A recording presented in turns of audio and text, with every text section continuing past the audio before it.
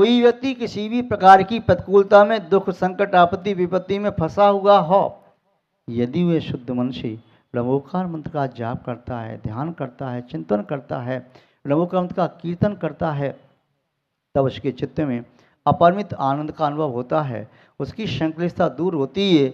और जब चित्त शुद्ध होता है तो निश्चीम पुण्य का श्रम करता है। उस पुण्य के माध्यम से उसे जीवन में अलौकिक विभूतियाँ प्राप्त होती हैं। उस पुण्य के माध्यम से पाप प्रकृतियाँ भी पुण्य में संक्रमित हो जाती हैं।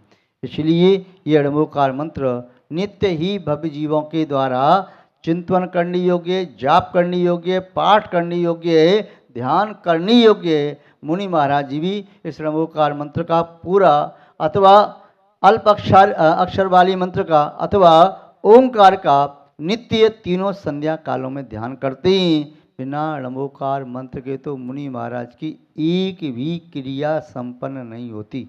जो कोई भी क्रिया करते हैं, पालन करते हैं मूल गुणों का, सर्वप्रथम कायुस्वर करते हैं। तो ऐसा ये महामंत्र नमस्कार मंत्र है। कायोत्सर्ग शब्द का अर्थ है काया उत्सर्ग। उत्सर्ग माने त्याग, काया माने शरीर, शरीर का त्याग। और शरीर ऐसा तो नहीं उठा कर क्यों फेंक दिया जाए, और ऐसे फेंक भी दिया जाए और उसके प्रति ममत्व भाव नहीं छूटा तो छोड़ना व्यर्थ है, वह सार्थक नहीं होगा। तो क्या करना है, शरीर को नहीं छोड़ना है। जो शरीर के प्रति हमारा ममत्व भाव है, उस ममत्व भाव का त्याग करना है अंतर्मूर्त के लिए। यह कायुस्वर कहलाता है। उस समय जब शरीर का त्याग किया, शरीर से ममत्व का त्याग किया, उसमें करना क्या, अन्य कोई विचार आ सकता है। इसलिए उस समय पंच नमस्कार मंत्र का स्मरण करना और पंच परमेश्वरी के गुणों का चिंतन करना, जिससे मन कहीं अन्य जगह नहीं जाए। नमोस्तु गुरुजी। मूल श्लोक में जो राक्षसः शब्द आया है, तो राक्षस की परिभाषा आगम के अनुसार क्या बनती है? देखिए, राक्षस एक तो कुल का नाम है। राक्षस कुल में रावण आदि महापुरुषों ने भी जन्म लिया। एक महाराक्षस नाम का विद्याधर था, मोक्ष प्राप्त किया इसने। एक तो राक्षस वंश का नाम है। दूसरा व्यंतर, किन्नर, किम पुरुष, मौर, गंधर्व, यक्ष, राक्षस, भूत, पिशाचा, उसमें भी राक्षस आता है। तो व्यंतर आदि देव उस व्यक्ति को परेशान नहीं करते। या वर्तमान काल में पंचम काल है और चंद्रगुप्त के 16 सपनों में दिया है घर घर भूत नाचेंगे। व्यक्ति वे इन व्यंतरों से परेशान हो जाएगा। और कोई कहता है हमारी दुकान बांध दी, कोई कहता है हमें स्वास्थ्य खराब है, डॉक्टर कहता है चेकअप किया बॉडी का, कोई रोग नहीं है, भूख नहीं लगती, प्यास नहीं लगती, सिर भारी रहता है या वक्षस्थल भारी रहता है, या किसी काम में मन नहीं लगता, पड़ी रहती है, या कभी दांती बिछ जाती है या मूर्छा आ जाती है। तो ये परेशानियाँ मंत्रों के द्वारा पंचम काल में की जा रही हैं। और उनको ठीक करने के लिए व्यक्ति क्या करे, ब्रह्मोकार मंत्र श्रद्धा तो करता नहीं, कहाँ चला जाता है, मुसलमानों के पास या कहीं और के पास, तंत्र के पास चला जाता है। वो 4 दिन के लिए ठीक कर देते हैं जिंद विद्या के माध्यम से किसी से, और 4 दिन के बाद फिर जो कितने कर देते हैं। फिर द्वारा जाओ, तो उन्हें पैसे दे करके आओ, तो उनका धंधा चलता रहता है, वैसा करते रहते हैं। किंतु जैन शास्त्र में दिया है कि ब्रह्मोकार मंत्र का स्मरण करो तो फिर ये भूत प्रेत की बाधा परेशान नहीं करती। श्रद्धा रखो। यदि सब जगह माथा ठिकाते फिरोगे, कहीं आपकी श्रद्धा नहीं है, तो फिर तो तुम्हारा कुछ भी काम सिद्ध होने वाला नहीं। हो गया कभी भाग भरोसे तो अलग बात है, अन्यथा नहीं होगा। किंतु एक साधे सब सदें, सब साधें सब जाएं, जो तू सेवे मूल को फूले फले लगाए। एक महामंत्र का आप सेवन करो, स्मरण करो, जाप करो, निष्ठा के साथ पंच प्रविष्टि का जाप करते रहो, तो आपके सर्व विघ्न बाधा दूर हो जाएंगी। रोग आदि भी होंगे नहीं। यदि हो गई पूर्व कर्म के उद्देश्य से, तो शनि शनि वे भी शांत हो जाएंगे। नमस्ते गुरुदेव। कई विद्वान की ऐसी मान्यता है कि नमोकार मंत्र का जब तक स्मरण करो तब तक पापाश्रव नहीं होता है, पाप का क्षय नहीं कर सकता। फिर हमने पूछा कि ऐसा होता तो सर्व पाप प्राणाशनो शब्द क्यों प्रयोजा, तो वे जवाब नहीं दे सके। मेरी भी ऐसी जिज्ञासा है कि ऐसा क्यों मानते हो, देखिए आगम के विरुद्ध क्यों मानते हैं? देखिए, सब लोगों की अलग अलग धारणाएं होती हैं। एक कहता है मीठा कभी जीवन में खाना नहीं, एक व्यक्ति कहता है मीठा जीवन में कभी खाना नहीं, नहीं तो डायबिटीज हो जाएगी और फिर तुम मर सकते हो। दूसरा कहता है मीठा तो खाना, मीठा पाचक होता है, शक्तिवर्धक होता है। तो सबकी धारणा अलग अलग हो सकती है, किंतु आचार्यों के वचन इस संबंध में क्या है, आगम के संदर्भ में देखें कि नमोकार मंत्र के माध्यम से वास्तव में क्या कर्मों का नाश होता है। तो देखो ऐसा देखा जा सकता है, कई बार कुछ काम इनडायरेक्ट भी होते हैं। कैसे? जैसे आपने किसी को वस्तु हाथ में नहीं दी, आपने दूसरे व्यक्ति को दे दी, उसने उसको दे दी, वह कहता है मुझको तो उसने दी, उसने दी ही नहीं, परंतु उसके पास कहाँ से पहुँची? आपके पास पहुँची। ऐसे ही नमोकार मंत्र के माध्यम से शुभ आशव होता है, नियम से यदि मन लगा हुआ है तो। नमोकार मंत्र से के माध्यम से नियम से पुण्य का बंध होता है, यदि मन उसमें लगा हुआ है, मन उसमें कार्य लगे हैं तो। तीसरी बात, नमोकार मंत्र के माध्यम से पाप प्रकृतियाँ पुण्य में संकृत हो जाती हैं, और पाप प्रकृतियाँ पुण्य में संकृत हो गई तो क्या हुआ? पाप नष्ट नहीं हुआ क्या?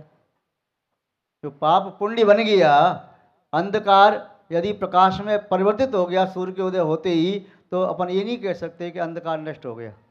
कह सकते हैं अंधकार नष्ट होता नहीं कभी। फिर व्यवहार में क्या कहते हैं कि सूर्य का उदय होते ही अंधकार क्या कहते हैं? नष्ट हो जाता है। वे पुद्गल के परमाणु थे जो अंधकारमय थे, सूर्य का उदय होते ही वही परमाणु प्रकाशमय हो गए। ऐसे ही नमोकार मंत्र के माध्यम से जो पाप कृतियाँ थीं, तो उसके माध्यम से वे पुण्य में बदल गईं। इसका आशय क्या हुआ? पाप कृतियाँ नष्ट हो गईं। और आप जानते होंगे नरेंद्र जी, जब श्रेणी चढ़ते मुनि महाराज या सम्यक प्राप्त करते हैं द्वितीय सम्यक को, तो क्या करते हैं? कषाय के द्रव्य को अन्य द्रव्यों में परिवर्तन कर देते हैं, विसंयोजन जिसे कहते हैं। तो उसका कोठा खाली हो गया, उसे जला दिया, 40 समुद्र प्राप्त कर लिया।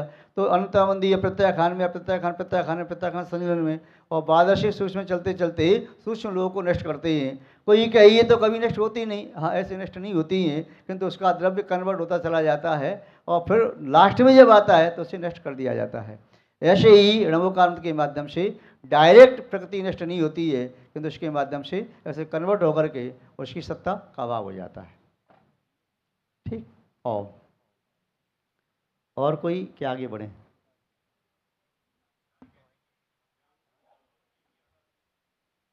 देखिए, जिसका मन जिसमें लगा होता है तो उसके लिए उसकी ट्रायल नहीं देनी पड़ती। छोटा बालक अपनी माँ को बहुत याद करता है और माँ के बिना रह नहीं पाता। माँ कहीं जाती है मामा के यानी अपने भाई के यहाँ पिता के यहाँ जाती है, बेटे को छोड़ जाए घर में, तो बेटा माँ का ध्यान करता है। उसको ध्यान करना किसने सिखाया? स्वतः ही अंदर से। जो व्यक्ति पापी जीव है, वह पापी व्यक्ति पाप का ध्यान कर रहा है, किसी अंगना का, किसी स्त्री का ध्यान कर रहा है, कोई स्त्री किस पुरुष का ध्यान कर रही, कोई धन का ध्यान कर रहा है, कोई अन्य विषयों का ध्यान कर रहा है, कोई कषायों का ध्यान कर रहा। क्यों? उसके अनादिकाल के संस्कार पड़े हुए हैं, और जो धर्म में जिसकी बुद्धि लग गई तो उसे दुकान पर बैठ के भी भगवान की याद आ रही है। ये याद आना ही ध्यान है। वह कहीं जॉब करने गया, ऑफिस में है, और थोड़ा समय मिला तो भगवान का ध्यान आ गया। ये भगवान का स्मरण करना ही भगवान का ध्यान हो गया।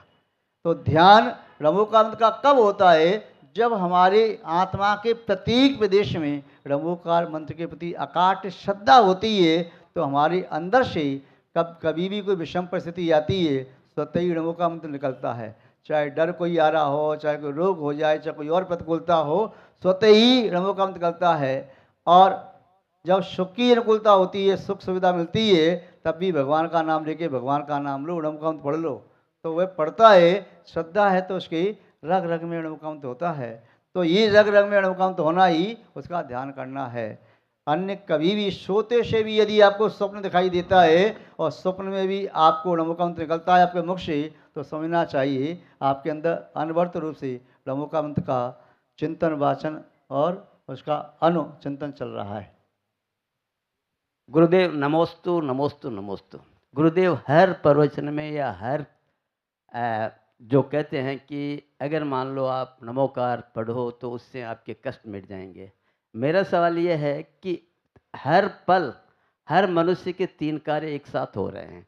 एक तो क्रमकृत कार्य, दूसरा मन का कार्य, और तीसरा जानन जो आत्मा जानती है, चैतन्य स्वरूप आत्मा। हो अगर मान लो पुराने कर्म तो मिट नहीं सकते हैं, क्योंकि उनको तो अपन मिटा नहीं सकते हैं, लेकिन अपन उन जो कार्य हो रहे हैं, जन्म मरण संयोग वियोग, उनको अगर मान लो अपन मन से ये सोचते हैं कि ये मेरे कारण से हुआ, तो अपन शुभ और अशुभ कर्मों का बंद करते रहते हैं।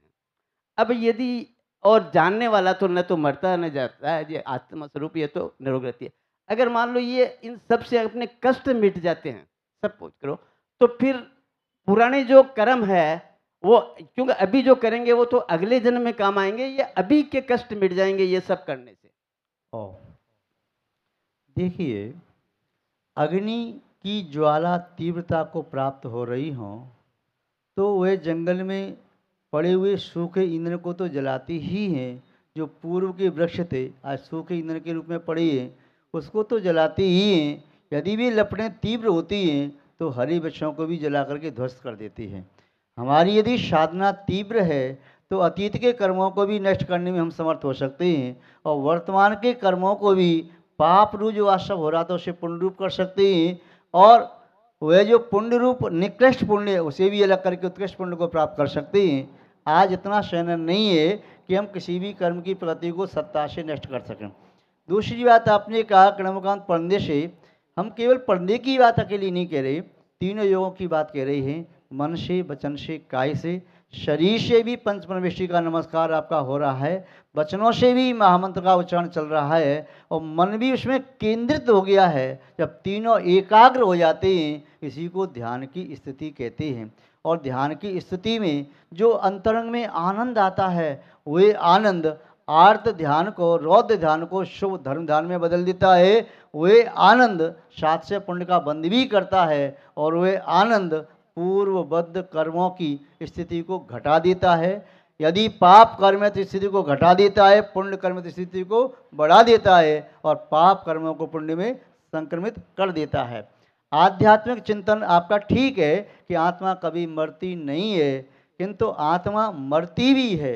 व्यवहार ने से देखेंगे पर्याय की अपेक्षा से आत्मा का प्रति समय में मरण हो रहा है। 17 प्रकार के मरण में काबिची मरण प्रति समय हो रहा है, और आयु के पूर्ण होने पर भी मरण संज्ञा दी जाती है।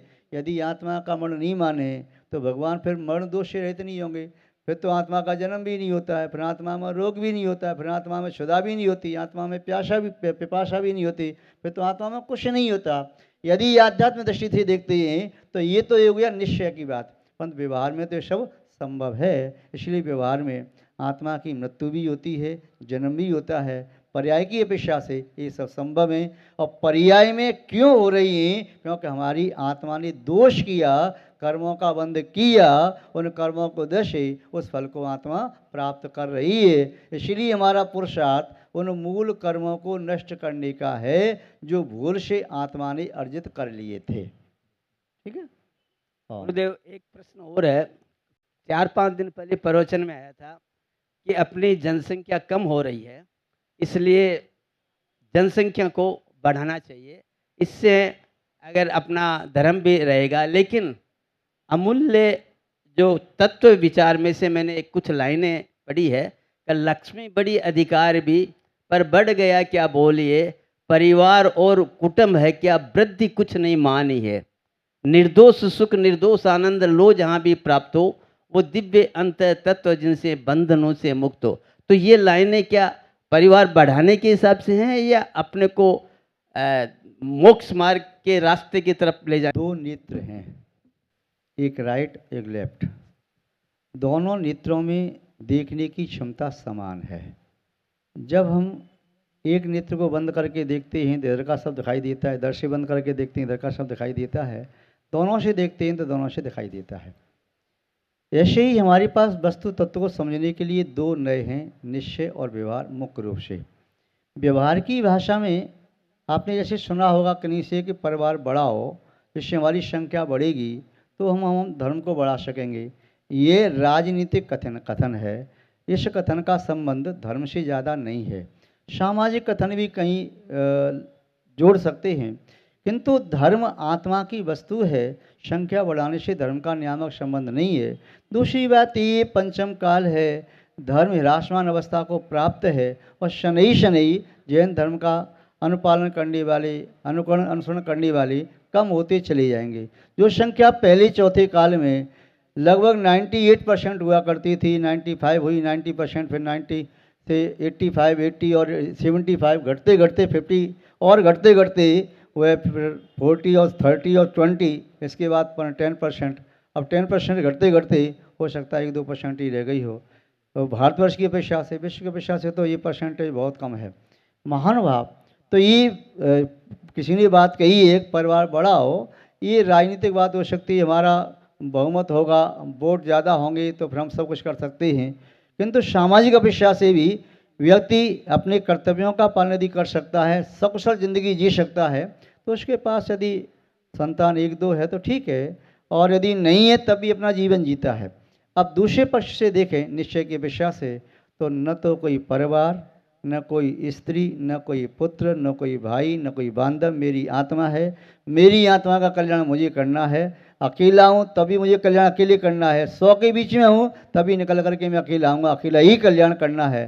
प्रत्येक आत्मा अपना कल्याण करती है, कोई भी हमारी आत्मा का कल्याण नहीं कर सकता। हमारी आत्मा का कल्याण हमें करना है, निमित्त किसी को बना सकते हैं। तो महानुभाव, बात ये है कि हम परमार्थभूत देवशास्त्र गुरु के निमित्त से अपनी आत्मा के स्वरूप को जाने, पहचाने, सम्यक्त्व आदि गुणों को प्राप्त करें, तभी हम अपना कल्याण कर सकते हैं। एक शब्द आपके उसमें आया था कि आनंद जहाँ मिले वहाँ से लीजिए, तो ये शब्द थोड़ा सा जैन दर्शन से कुछ बहिर्भूत है। जहाँ मिले वहाँ से लीजिए, ये शब्द कहने से थोड़ा सा लोक व्यवहार में बाधा आती है। यदि आप दूध भी पीना चाहेंगे तो शाकाहारी होटल पे पिएंगे, मांसाहारी होटल में दूध पीना नहीं चाहेंगे। दूध तो वही है, किंतु वह लोक व्यवहार के विरुद्ध स्थान है। इसलिए आनंद की परिभाषा जब तक हमने नहीं जानी है, तब तक हम कहेंगे कि जहाँ से आनंद मिले वहाँ से लीजिए, और जब परिभाषा जान लेंगे तो कहेंगे आनंद आत्मा में है, आत्मा में से लीजिए, और कहीं बाहर तो मिलेगा ही नहीं। इसलिए कोई व्यक्ति कहेगा मैं तो आनंद विषयों का सेवन करके लेता हूँ, कोई कहता है मैं तो कषायों का पोषण करके लेता हूँ, कोई कहता है मैं तो पाप करके लेता हूँ, कोई कहता है मुझे तो शैतानी में आनंद आता है, कोई कहता है मुझे हिंसा में, किसी को झूठ में, किसी को चोरी में, किसी को प्रज्ञा में आनंद आ रहा है। आनंद तो सभी ले रही हैं, किंतु ये सभी आनंद सम्यक नहीं है, ये मिथ्या हैं। ये आनंद दुर्ध्यान की कोटि में आते हैं और पाप के कारण है। इसलिए हमें आनंद कहाँ से लेना है? या तो देवशास्त्र गुरु के समीप में बैठ करके, या अपनी आत्मा के समीप में बैठ करके, या आत्मा में निवास करके शुद्ध आनंद को प्राप्त करना चाहिए।